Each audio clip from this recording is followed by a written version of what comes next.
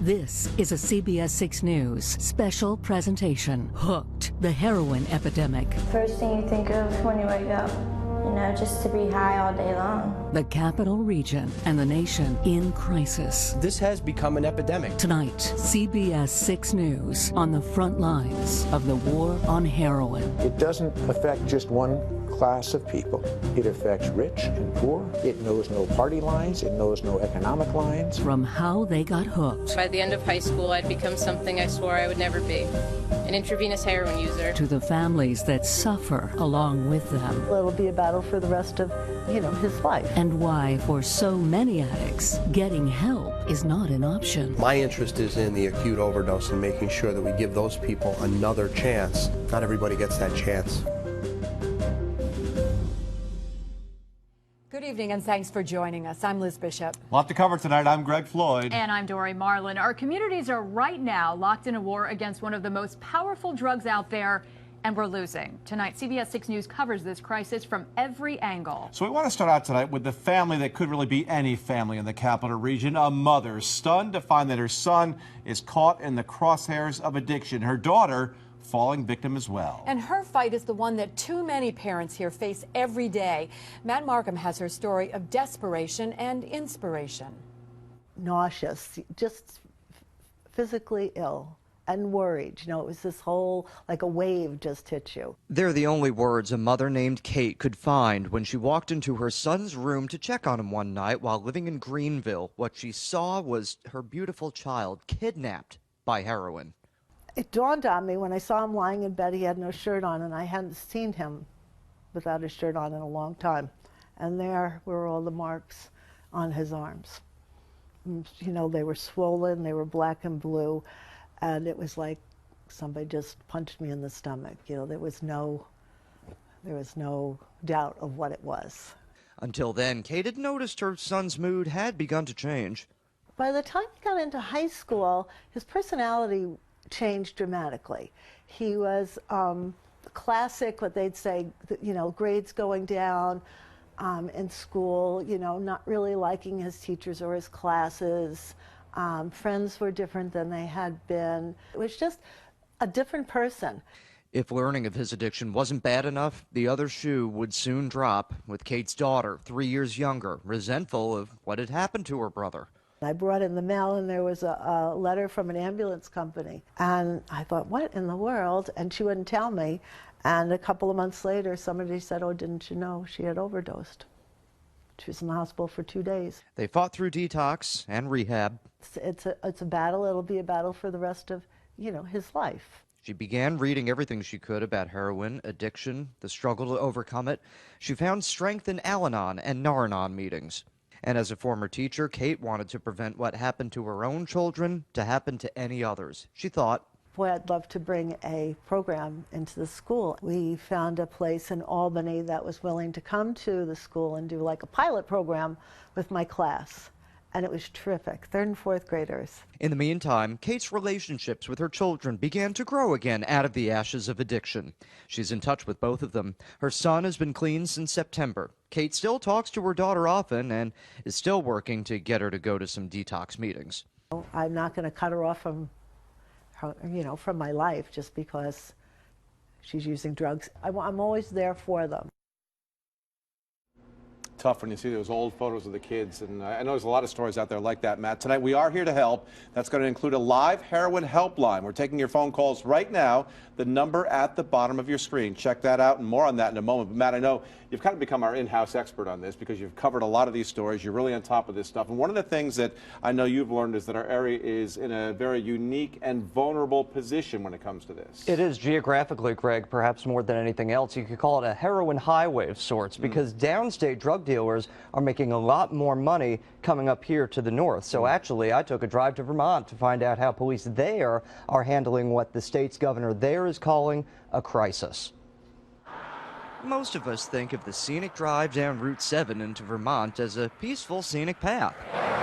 But it has turned into a heroin highway from New York to Vermont. We're going to be pushing back, and we want the word to get out there that if you're going to travel through Bennington, we're going to stop you, we're going to find you, and we're going to arrest you. Bennington Police Chief Paul Doucette believes those transporting heroin to Vermont aren't addicts themselves, but a low-level kind of businessman who cares not about the community, just to prey on its people. Heroin down in New York City is about $6 a bag. They bring it up here, they sell it for $25 to $30 a bag, and there's a huge profit in all of this. People here get addicted, and then when they try to quit, they get sick. I mean, this has become an epidemic. Bennington is the gateway for dealers coming up from the city to the rest of Vermont. To get there, they travel right through the Capital District. Albany County Sheriff Craig Apple says the state police has done a good job cracking down on the thruway, but the heroin traffickers could be catching on and riding right through smaller towns. What happens is then they start, maybe let's go another way. Let's go through Taconic. Let's take a rural route, 145, 9W, 32, whatever the case may be. And it's all over the place. And it could mean more of the crime that goes along with addiction, spurring off the highway. You end up doing your larcenies, your burglaries, whatever the case may be. People become desperate. How much help might you benefit from police agencies in New York along this pipeline to maybe stop some of it before it gets here? Matt, it's happening now. We are working very closely with law enforcement agencies in Rensselaer County and in Washington County. We share information on a regular basis. While Vermont has nabbed some of the kingpins of the heroin trade, New York is trying to cut them down before they even get there. We could go out all day and arrest low-level dealers. That's not really going to solve the issue. You got to try to get those mid to high-level dealers and get those low-level dealers into a program and get them some help. And law enforcement is learning that these pushers leave a trace. These drug dealers come into our community. They have certain locations that they stop at. They drop their product. They drive on to the next location. The more of them decide to ride that heroin highway, the more police are determined to work together, partnering with each other on both sides of the border and even up to the federal level in an effort to bring the dealers down. Years ago, 20 years ago, when I first joined the police department, you got drug information, you kind of kept it to yourself because you wanted to be that guy. You wanted to be the guy that made that arrest. That's not feasible anymore. Police tell us that many of heroin's newest addicts are teens or people in their 20s who are from middle to upper middle class homes. You'll remember the shocking story out of Shenandoah High School a few months back where a 17-year-old boy was arrested for injecting another student with heroin in the high school bathroom. Well, that teen was eventually taken to a non-secure drug treatment center for 28 days. And local law enforcement also let us in on another little secret.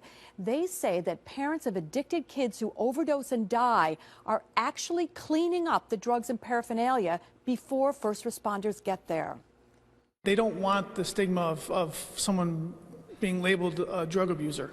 That in heroin is definitely a hard drug. It's very hard to kick the habit. And unfortunately, the parents don't want to have to tell other family members that their loved ones have died because of the drug abuse. Albany County investigators also tell me they've noticed more heroin overdoses labeled simply as a sudden death in newspaper obituaries because families don't want anyone to know of the addiction.